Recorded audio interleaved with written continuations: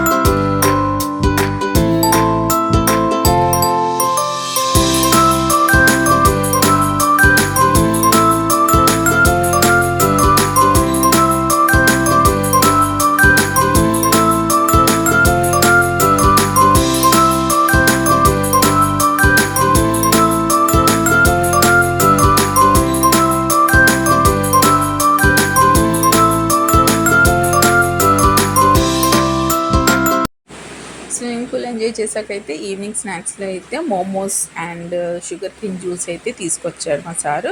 So పిల్లలైతే sugar cane juice and momos అయితే enjoy చేశారు. Momos not good for health, but every time healthy healthy healthy చెప్పి పాపం వాళ్ళు ఏం తినలేకపోతున్నారు. సో వీకెండ్స్లో వన్ టైమే కదా, సో వాళ్ళు కూడా టేస్ట్ చేస్తారని పన్నీర్ మోమో అయితే తీసుకొచ్చాం. ప్లీజ్ సబ్స్క్రైబ్ చేసుకోండి.